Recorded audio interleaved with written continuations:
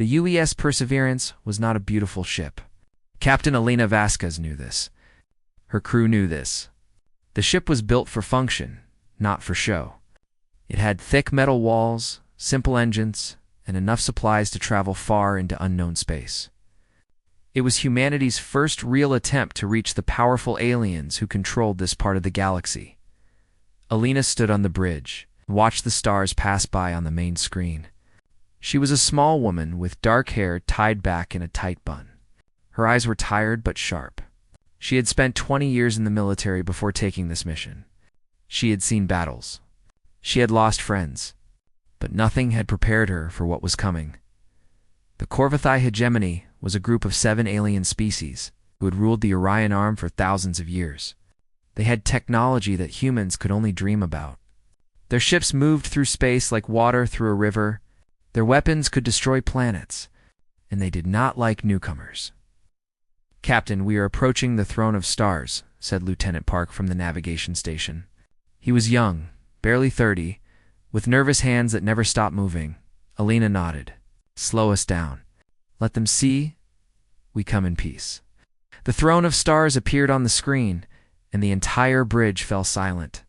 It was a space station made of crystal and light.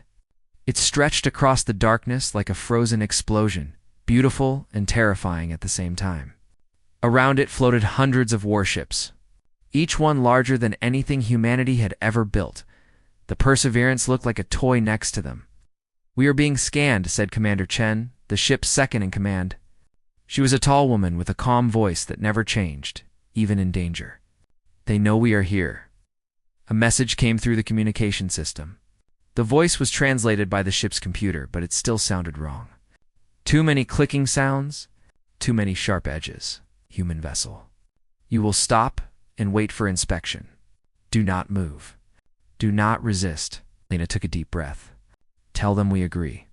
We are here as friends. The inspection team arrived within the hour.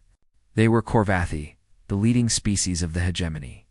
They stood over 2 meters tall, with hard shells covering their bodies like armor. Their eyes were black and empty, showing no emotion. Their leader was named Zethvacuan, and he walked through the Perseverance like a king. Walking through a peasant's home, he touched the walls with his long fingers. He looked at the engines with what might have been disgust. He examined the crew with eyes that saw them as insects. "This is your great ship?" he asked Elena. His translated voice was cold. "This collection of metal and wire?" Elena kept her face calm. "It carried us across the stars to meet you. We hope to establish peaceful relations between our peoples." Zethvacuan made a sound that the computer translated as laughter. "Peaceful relations? You have nothing we want. You are children playing with fire. You do not belong here." He turned to his soldiers and spoke in his own language. They laughed too. The sound echoed through the ship's corridors. Before Elena could respond, Zethvacuan raised his hand. "We will show you something. A demonstration of what real ships can do." Outside, 3 Corvathi fighters broke formation and flew toward the Perseverance. They moved impossibly fast, cutting through space in tight circles around the human ship. Each time they passed, the Perseverance shook. Alarms began to sound, shouted Chief Engineer Marcus Cole from his station. "Their gravity drives are creating stress waves. Our hull cannot take much more of this." Lena ran to the communication panel. "Tell them to stop. We mean no harm." But the fighters kept coming. Again and again, they flew past, each pass hitting the ship with invisible force. The walls groaned. Metal screamed. On Deck 7, a crack appeared in the hull. Emergency systems activated, sealing the breach, but the damage was done. Finally, the fighters pulled away. Zethvacuan stood in the middle of the bridge, watching the damage reports flash across the screens. He was smiling. At least Elena thought it was a smile, you see. He said, "Your ship breaks from children's games. Imagine what our real weapons would do." He walked toward the exit, then stopped. He turned back to Elena. "Go home, little creatures. Tell your world what you have seen. Tell them that the stars belong to us.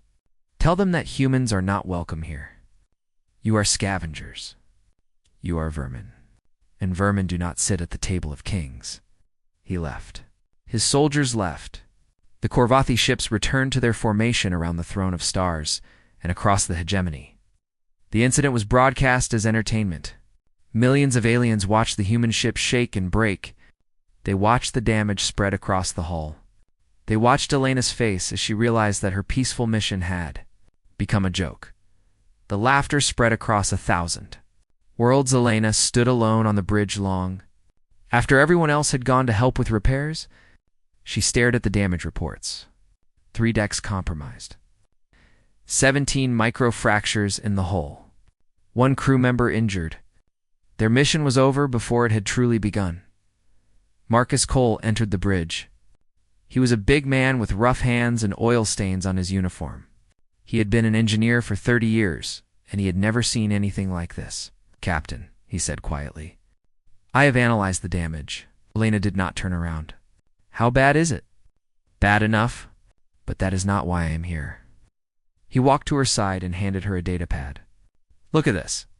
The stress patterns in our hull. The frequency of their gravity drives.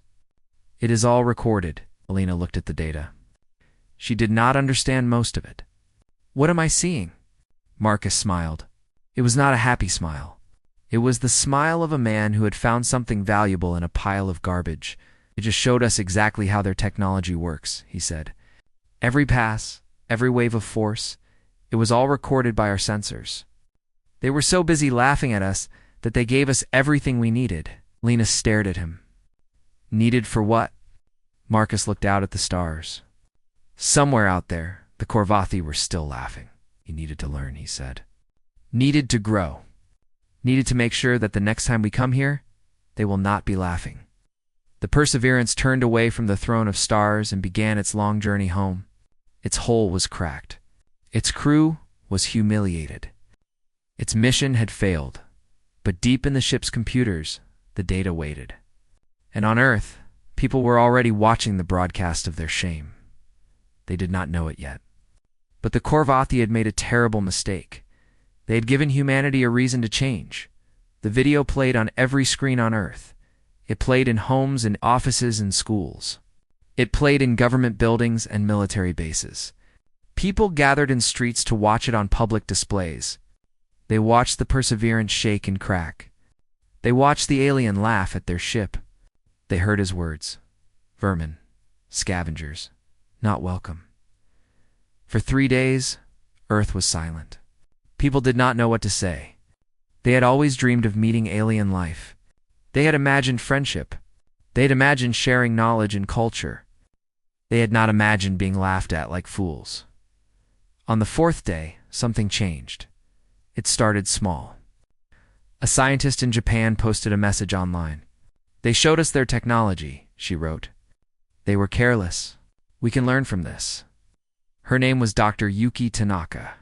She was a materials physicist, a woman who spent her life studying how metals behaved under stress. When she saw the damage patterns on the Perseverance, she did not see failure. She saw information. Within a week, her message had spread around the world. Other scientists began studying the data. Engineers analyzed the stress waves. Military experts examined the alien ships in the background of the video. Everyone found something useful. And then the governments began to talk. Nations that had fought each other. 4 centuries sat down at the same table. Old enemies shared secrets. Old rivals became partners. The humiliation had done something that nothing else could do. It had united humanity. "We will not be laughed at again," said the President of the United States in a speech watched by billions. "We will not be turned away like beggars. We will earn our place among the stars." Similar speeches came from leaders around the world. China, Russia, India, Europe, Africa, South America. For the first time in history, humanity spoke with one voice. The work began. Dr. Yuki Tanaka led a team of scientists in a secret laboratory deep underground. They had one goal: to create a new kind of metal. Something that could survive what the Perseverance could not. Something that could adapt to damage instead of breaking. She worked for 18 months without rest. She failed hundreds of times. Her team grew tired. Some wanted to quit, but Yuki refused to stop.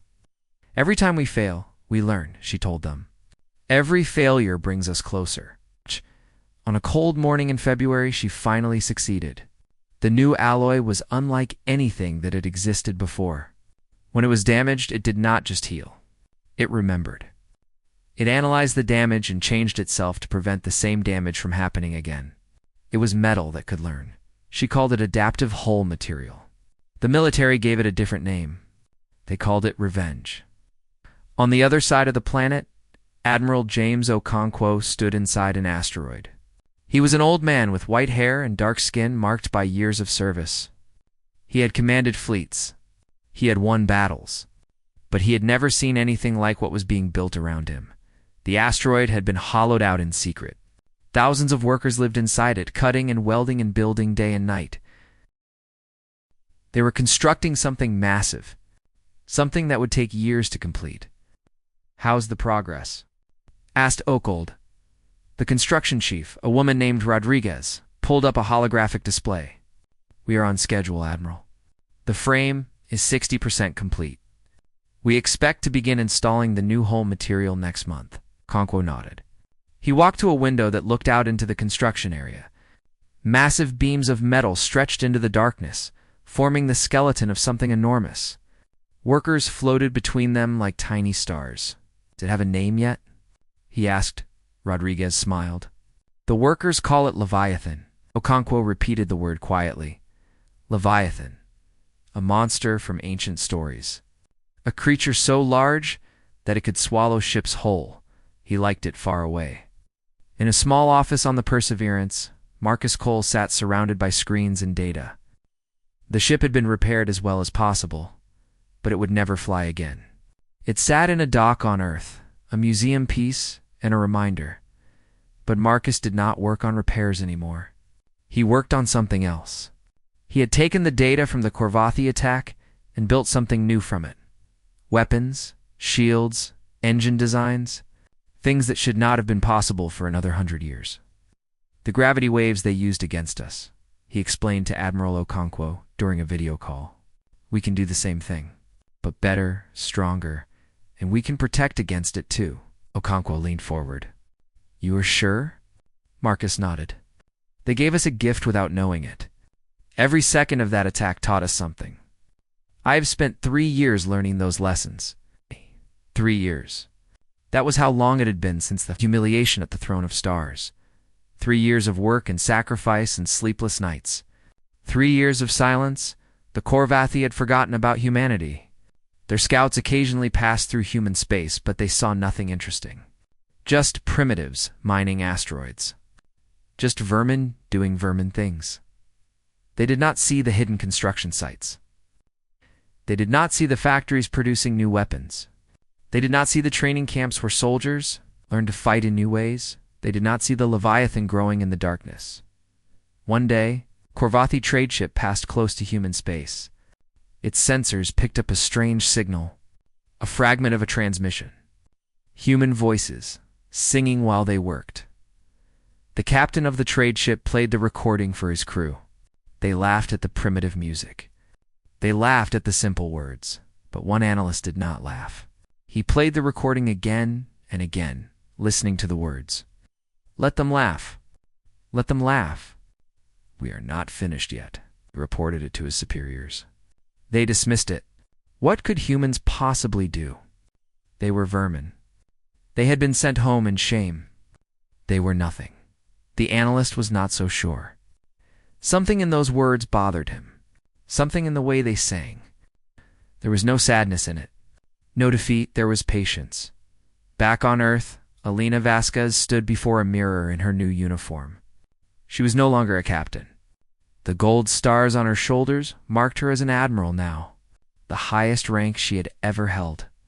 She thought about the day the Korvathi had laughed at her. She thought about the shame she had felt. She thought about the long journey home, and she smiled. Almost time, she whispered to her reflection in the asteroid belt. The Leviathan was nearly complete. 3 kilometers of adaptive hull stretched across the darkness. At its heart, preserved and protected, sat the original Perseverance. The damaged ship had become the core of something new, something powerful. something that would make the galaxy remember humanity forever. The silent years were almost over. Soon, they would speak again. Zeth Vacuin sat on a throne made of crystal and bone. The throne room of the Korvathi hegemony stretched before him, filled with representatives from all 7 species under his rule. They had come to celebrate his rise to supreme arbiter, the highest position in the hegemony. He had waited his whole life for this moment. He had crushed his enemies. He had proven his strength. And now, finally, he ruled over everything. The hegemony enters a new age, he announced, his voice echoing through the massive chamber. Under my leadership, we will expand further than ever before. We will take new worlds. We will grow stronger. Nothing will stand in our way. The representatives cheered. Some because they believed him. Some because they were afraid not to. Zeth Vacuin smiled his sharp smile. He thought about all the species he had conquered, all the worlds he had claimed. He thought about the small victories that had built his power. Like the day he had humiliated those pathetic humans, he still laughed about that sometimes. The look on their captain's face when her ship began to crack.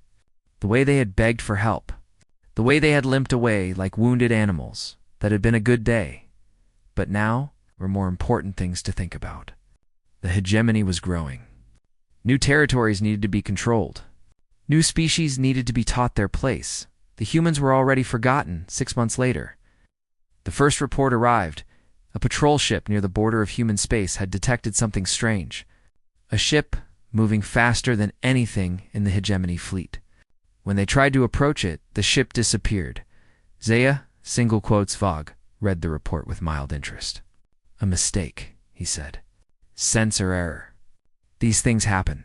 More reports followed. Human vessels were appearing at the edges of hegemony space. They were not the same ugly boxes that the humans had built before. These ships were sleek and smooth, with hulls that seemed to shimmer in the starlight. They did not attack. They did not speak. They simply watched. They are testing us, said one of Zeth Vacuin's advisors. A Korvathi elder named Thalvine. They want to see how we respond. Zeth Vacuin waved his hand dismissively. Then let them watch. What can they do? Their ships broke from a simple demonstration. They are prey animals, nothing more. Thalvine was not so certain. He had lived longer than Zeth Vacuin. He had seen species rise and fall, and he had learned that the most dangerous enemies were the ones you underestimated. Perhaps we should investigate, he suggested. Send scouts to their territory. See what they have been doing. Zeth Vacuin agreed, mostly to end the conversation.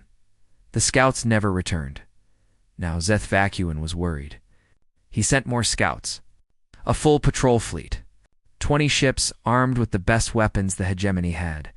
They found nothing. Human space looked the same as before. Primitive colonies on primitive worlds. Mining operations in asteroid belts. Nothing special.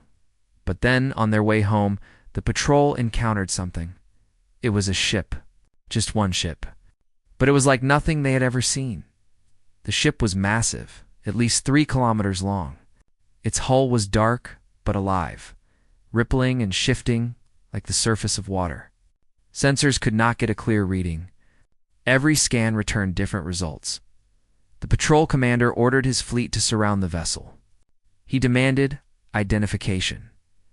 The human ship did not respond. He ordered his fleet to power weapons. He was ready to fire, and then the human ship simply left. It moved so fast that the sensors lost it in seconds. One moment it was there. The next moment it was gone. The patrol commander reported what he had seen. No one believed him, but Zeth Vacuin felt something he had not felt in a long time. A cold sensation in his chest. The beginning of fear, far away. Admiral Elena Vasquez stood on the bridge of the Leviathan for the first time. She had seen the plans. She had watched the construction reports. But nothing had prepared her for this.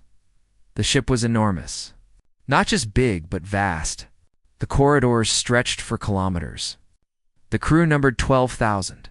The weapon systems filled entire decks. And at the heart of it all, preserved in a chamber of crystal and light, sat the Perseverance. Why did you keep it? She asked Marcus Cole, who stood beside her. Marcus looked at the old ship with something like love in his eyes. Because we needed to remember. Every crack in that hull, every scar, it tells a story. It reminds us why we built this. He turned to Alina. The damage never healed, Admiral. We just kept building around it. Every wound they gave us became a foundation. Every scar became strength. Alina reached out and touched the crystal that protected the old ship. She thought about the day she had stood on that bridge, watching her mission fail. She thought about the shame and the anger and the determination that had followed. They laughed at this ship, she said quietly. Yes, Marcus agreed. They did. Alina turned away from the crystal chamber and walked toward the main bridge. Her crew was waiting. 12,000 men and women who had trained for years for this moment. Open a channel to all sections, she commanded. The communication officer nodded. Channel open, Admiral. Alina stood straight and spoke clearly. Her voice reached every corner of the massive ship. 3 years ago, we went to the Corvathi hegemony in peace. We offered friendship. We asked for nothing but the right to travel among the stars, and they laughed at us. They broke our ship for entertainment. They called us vermin. They told us we did not belong. She paused, letting the words settle. Today we show them what humanity does with pain. We do not hide from it. We do not forget it. We transform it into something greater. This ship was built from our humiliation. Every system, every weapon, every plate of hull armor exists because they underestimated us. She looked around the bridge at her crew. They were watching her with fierce determination in their eyes. We are not going to attack them. We are not going to destroy them. We are going to do something far more powerful. We are going to make them understand. We are going to show them who we really are. She turned to the helm officer. Set course for the throne of stars. The Leviathan's engines came to life. Across the ship, systems activated in sequence. The adaptive hull shimmered, ready to face whatever came next, and across the galaxy. Every gravitic sensor in Corvathi space screamed in alarm. Something was coming. Something big. Something that had not existed before Zethvacuon received the alert in his throne room. His advisors watched as the color drained from his shell. Supreme Arbiter, said Thalvine quietly. They are coming back. Zethvacuon stared at the sensor data. The ship approaching was impossible. Its size was impossible. Its speed was impossible, but it was real, and it was coming for him. The throne of stars had never been attacked. For 3,000 years, it had stood as the center of Corvathi power. Enemy fleets had tried to reach it. All of them had failed. The station was surrounded by the greatest military force in the galaxy. Nothing could threaten it until now. The Leviathan dropped out of faster-than-light travel at the edge of the system. It did not try to hide. It did not approach slowly. It simply appeared like a mountain rising from the sea. On the station, alarms screamed. Officers ran to their stations. Ships powered up their weapons. In the throne room, Zethvacuon watched the sensor display with wide eyes. The human ship was larger than the throne of stars itself. Its hull was dark and strange, moving and shifting like something alive. Sensors could not measure it properly. Every scan gave different numbers. It was as if the ship was changing even as they watched. All ships engage, Zethvacuon commanded. Destroy it. Destroy it now. The Corvathi fleet moved as one. 300 warships, the pride of the hegemony, flew toward the Leviathan.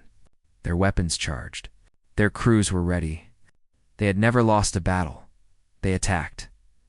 Thousands of energy beams hit the Leviathan at once. The human ship glowed bright with the impact. Fire spread across its hull. For a moment, it looked like the attack was working. Then the glow faded. The fire died. The hull rippled once and went still, and the damage was gone. Zethvacuon leaned forward on his throne. What happened? Report. His tactical officer was shaking. The hull. It repaired itself, Supreme Arbiter. The damage is gone. Completely gone. It's impossible. Fire again. All weapons. They fired again. Missiles this time. Hundreds of them. screaming across space and slamming into the massive ship. Explosions covered the Leviathan from front to back. When the fire cleared, the hull was already healing. Wounds closed like cuts in living flesh. Metal flowed like water, filling gaps and sealing cracks. The ship was not just repairing, it was learning. On the bridge of the Leviathan, Admiral Vasquez watched the attack calmly. Her crew was tense but focused. They had trained for this moment. They knew what to expect. "Hull adaptation complete," reported Marcus Cole from his engineering station. "They cannot hurt us with those weapons anymore. The hull has learned their frequencies." Vasquez nodded. "What about the gravity weapons?" Marcus smiled, waiting for them to try. On command, the Corvathi fleet activated their gravity drives. The same weapons that had cracked the Perseverance 3 years ago, the same technology that had humiliated humanity in front of the entire galaxy. The waves of gravitational force hit the Leviathan. Nothing happened. The ship did not shake. The hull did not crack. The gravity waves washed over the surface like water over stone and disappeared. In his throne room, Zethvacuin stood up. His legs felt weak. "How?" he whispered. "How is this possible?" Thalvine, the elder advisor, spoke quietly. "They learned, Supreme Arbiter. They learned from what we did to them. They built a ship that we cannot hurt." Zethvacuin's fear turned to anger. There must be a way. No ship is invincible. Find their weakness. But there was no time. The Leviathan began to move. What happened next was not a battle. It was a demonstration. The human ship moved through the Corvathi fleet like a giant walking through grass. Its weapons fired with perfect precision, not to destroy but to disable. Power cores were hit and shut down. Weapon systems were neutralized. Engines were damaged just enough to stop the ships from moving. One by one, the Corvathi warships went dark. Their crews sat helpless, watching through their windows as the massive human vessel passed by. Not a single Corvathi died. Not a single ship was destroyed. The humans were not killing. They were teaching. Within an hour, 300 warships floated dead in space. The pride of the hegemony had been defeated without a single casualty. The Leviathan stopped in front of the throne of stars. It was close now. Close enough that the people on the station could see its hull with their own eyes. They watched it move and shift, alive and strange and terrifying. Admiral Vasquez opened a communication channel. Her face appeared on every screen in the hegemony. Every world, every station, every ship received her signal. She stood tall on her bridge, surrounded by her crew. Behind her, through a window, the throne of stars was visible. "My name is Admiral Elena Vasquez of the United Earth Fleet," she said. Her voice was calm and clear. 3 years ago, I came here in peace. My ship was called the Perseverance. You damaged it for entertainment. You broadcast our humiliation across 1,000 worlds. Your leader called us vermin. He told us we did not belong among the stars." She paused. Her eyes found the camera that was sending her image to Zethvacuin. "We did not come here for revenge. We could destroy your fleet. We could destroy your station. We could take everything you have. But that is not why we are here." She stepped forward, and the camera moved with her. "We came here to show you what you fail to understand. Humans do not break. We adapt, grow. We return. You gave us pain, and we turned it into strength. You gave us shame, and we turned it into purpose. Every wound you caused became a foundation for something greater." On the throne of stars, Zethvacuin watched with a face frozen in shock. Around him, his advisors were silent. The representatives of the 7 species were silent. Everyone was listening. "The ship," Vasquez continued, "was built around the scars he gave us. The Perseverance still exists at its heart. We kept the damage. We honored it, because it made us who we are." She took a deep breath. "We did not come here to conquer. We did not come here to fight. We came here with one demand." She raised her chin, and her eyes were fierce. "We want a seat at your table, as equals, not as servants. not as guests. As equals, the transmission ended. The screen went dark. In the throne room, Seth Vacuin sat down slowly. His legs could not hold him anymore. His hands were shaking. Thalvine approached him carefully. Supreme Arbiter, what do we do? Seth Vacuin did not answer. He was staring at the window where the Leviathan floated in the darkness. Its hull was still now calm and quiet, waiting for a response. He had laughed at them. He had called them vermin. He had told them they did not belong, and they had come back as something he could not defeat, for the first time in his life. Seth Vacuin did not know what to do. The days that followed changed the galaxy forever. Seth Vacuin did not respond to Admiral Vasquez immediately. For 3 days, the Leviathan waited in silence outside the Throne of Stars. The disabled Corvathi fleet floated nearby, their crews watching and waiting. The entire hegemony held its breath. Inside the station, arguments raged. Some wanted to fight. They demanded that more ships be sent, more weapons be built, more attacks be launched. But the wiser voices asked a simple question: with what? The humans had defeated their greatest fleet without killing a single person. They had shown power and mercy at the same time. What weapon could defeat that? Other voices asked different questions. Questions that had been forbidden for centuries. The Corvathi hegemony was not a family of equals. The Corvathi ruled. The other 6 species served. Some had joined willingly. Others had been conquered. All of them had accepted their place because they believed the Corvathi were the strongest. Now they watched a human ship that could not be hurt. They watched their masters fail. And they began to wonder. On the 4th day, a message arrived from one of the other species. The Vesiana, people with blue skin and gentle voices who had been conquered 2,000 years ago. Their ambassador spoke carefully, knowing the danger of her words. The humans asked for a seat at the table, she said. Perhaps it is time to build a bigger table. Seth Vacuin wanted to arrest her. He wanted to punish her for speaking against Corvathi rule. But he could not. Not with the Leviathan watching. Not with the galaxy waiting to see what he would do, he realized. Slowly and painfully, that he had no choice. On the 5th day, he sent a message to the Leviathan. He invited Admiral Vasquez to meet with him, alone. The meeting took place in a small room on the Throne of Stars. No guards. No weapons. Just 2 leaders facing each other across a simple table. Seth Vacuin looked older than before. The days of waiting had drained something from him. His shell seemed less bright. His eyes seemed less certain. You could have destroyed us, he said. It was not a question. Vasquez nodded.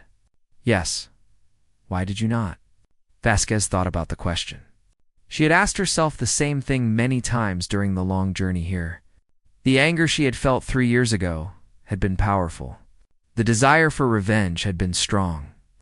But something else had been stronger. Because destruction would have proven you right about us, she said. You called us vermin, animals, creatures who act on instinct and rage.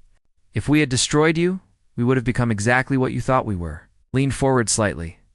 We are not here to replace you as rulers. We are not here to take what you have. We are here to prove that there is another way. Seth Vacuin was quiet for a long moment. Then he spoke, and his voice was softer than before. The ship at the heart of your vessel. The damaged one. I have seen images of it. You preserved it, yes. The scars are still visible. The cracks. The marks from our attack. We did not hide them. We did not repair them. We kept them exactly as they were. Seth Vacuin looked at her with something new in his eyes. Something that might have been understanding. Why? Vasquez smiled. It was a small smile, but it was real. Because those scars made us who we are. Without them, the Leviathan would not exist. Without the pain you caused, we would not have grown. We kept the damage because we wanted to remember. And we wanted you to remember too. She stood up and walked to the window. Outside, the Leviathan floated in the darkness. Its hull was still now, peaceful and quiet. The choice is yours, she said. You can fight us. You can refuse our request. You can try to rebuild your fleet and attack us again. But you know how that will end. She turned back to face him. Or you can accept that the galaxy has changed. You can let us join you. Not as enemies. Not as conquerors. As equals who want to build something better? Seth Vacuin stood up slowly. He walked to the window and stood beside her. For a long moment, they looked out at the stars together. I was wrong about your kind, he said finally. I thought you were weak because your ship broke easily. I did not understand that breaking is not the same as being broken. He turned to face her. You will have your seat at the table, Admiral Vasquez.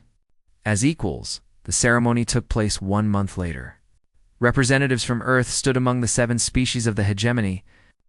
New treaties were signed. New agreements were made. The table had grown larger, just as the Veshan ambassador had suggested. But the changes did not stop there. The other species in the hegemony had watched humanity's return with careful eyes. They had seen that the Corvathi were not invincible. They had heard Vasquez's words about equality and growth, and they had begun to ask their own questions. Within a year, the hegemony had transformed. It was no longer a hierarchy with the Corvathi at the top. It had become something new, a true coalition of equals, where every species had a voice. Seth Vacuin remained as a leader, but his power was shared now. Some of his advisors thought he would hate this. They expected him to fight against the changes, but to their surprise, he did not. I spent my life climbing to the top of a tower, he told Thalvine one day. I thought that was strength. But the humans taught me something different. True strength is not standing alone at the top. It is building something that stands together. 10 years passed. The galaxy grew and changed. Humans spread among the stars, not as conquerors, but as partners. They brought their technology and their ideas. They learned from the other species and taught in return. And in the heart of it all, the Leviathan remained. It had become a symbol, a reminder of what was possible when pain became purpose. Ships from 100 worlds came to see it, to witness the preserved scars of the perseverance at its core. One day, Marcus Cole stood in the crystal chamber where the old ship rested. He was old now, his hair white and his hands marked with age, but his eyes were still bright. A group of young visitors surrounded him. Aliens from 6 different species, all students studying the history of the Leviathan. What is that? Asked one of them, pointing at the damaged hull of the Perseverance. Marcus smiled. He had answered this question 1,000 times. He never grew tired of it. That is where we started, he said. That is the wound they gave us. Young alien looked at the cracks and scars with wide eyes. It is beautiful, she whispered. Marcus nodded. He looked at the old ship that had once been broken and humiliated. He looked at the crystal walls that protected it now. He thought about everything that had grown from that moment of pain. Yes, he agreed. It is now. Outside, the stars burned bright and endless. 100 species worked together among them. A galaxy that had once been ruled by fear had learned something new. It had learned that wounds do not have to be the end of a story. Sometimes they are just the beginning.